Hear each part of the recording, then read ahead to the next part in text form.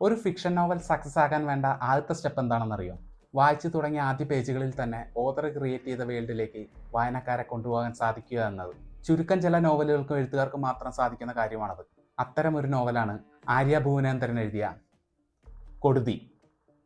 ആധുനികത തൊട്ട് തീണ്ടാത്ത നാടാണ് അയ്യനാർക്കാവ്. കലണ്ടറിലെ വർഷങ്ങൾ മാറുന്ന വേഗതയിൽ അവിടുത്തെ ആളുകളുടെ ജീവിതങ്ങൾ മാറാറില്ല. ഒരു കാറ്റ് വീശിക്കഴിഞ്ഞാൽ ഒഴുകിയെത്തുന്നത് അവിടുത്തെ മണ്ണും മരങ്ങളും സൂക്ഷിച്ചു വെച്ചിരിക്കുന്ന പഴയ കാലത്തിന്റെ ഗന്ധമാണ്.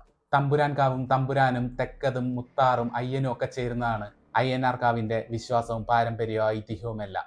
പക്ഷെ ആ നാട്ടിൽ ജനിച്ചു വളർന്ന അർച്ചന ഈ വിശ്വാസങ്ങൾക്കൊക്കെ എതിരായിരുന്നു. തിരുവനന്തപുരം യൂണിവേഴ്സിറ്റി കോളേജിലെ പ്രൊഫസർ കൂടിയായ അർച്ചന നാട്ടിലുള്ള അച്ഛനെ ഫോണിൽ വിളിക്കുമ്പോഴെല്ലാം ഈ വിശ്വാസങ്ങളെ ചോദ്യം ചെയ്യുകയും കളിയാക്കുകയും പുച്ഛിക്കുകയും ഒക്കെ ചെയ്യുമായിരുന്നു. അതിന്റെ പേരിൽ എപ്പോഴും അച്ഛനും മകളും കലഹിച്ചാണ് ഫോൺ സംഭാഷണം അവസാനിപ്പിക്കാറ്. അങ്ങനെ ഒരു ദിവസം അർച്ചനയുടെ കോളേജിൽ ബാലസാഹിത്യകാരനും പ്രഭാഷകനുമായ അനന്തം മാഷ് വരുന്നു. ഒരു സൗഹൃദ കൂട്ടായ്മ ഇനാഗുറേഷൻ ചെയ്യാനാണ് അദ്ദേഹം വരുന്നത്. അദ്ദേഹം പറഞ്ഞ ചില വാക്കുകൾ അർച്ചനയെ മൊത്തത്തിലൊന്ന് അസ്വസ്ഥതയാക്കി.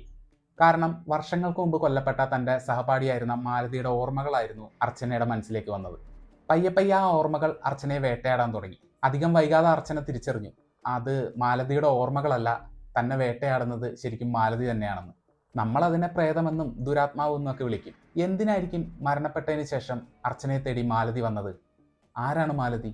എന്താണ് അവൾക്ക് സംഭവിച്ചത്? അതറിയണമെങ്കിൽ മാലതിയുടെ നാടായ പുളിയമ്പാറയെക്കുറിച്ച് അറിയണം. കറുകമലയും മുക്കൂറ്റിമലയും കയ്യൂന്നിമലയും കൂടിച്ചേരുന്ന പുളിയമ്പാറ.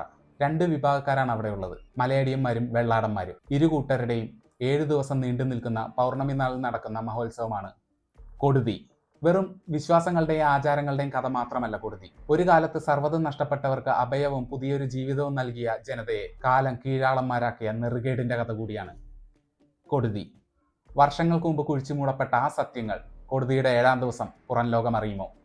ഹൊററും മിസ്റ്ററിയും സസ്പെൻസും മിത്തോളജിയും സമാസമം ചേർത്ത് ഫിക്ഷൻ എന്ന ജോണറിനോട് 100% നീതി പുലർത്തിയ നോവൽ. നിലവിൽ ഈ ബുക്കിന്റെ ഓൺലൈൻ ലിങ്കുകളൊന്നും അവൈലബിൾ അല്ല. ബുക്ക് വേണമെന്നുള്ളവർ ഓതറിനെ കോൺടാക്ട് ചെയ്താൽ മതി. 350 രൂപയാണ് മുഖവില. വായിക്കുക. ആര്യ ഭുവനേന്ദ്രൻ എഴുതി ഭാഷാ ബുക്സ് പബ്ലിഷ് ചെയ്ത കൊടുതി.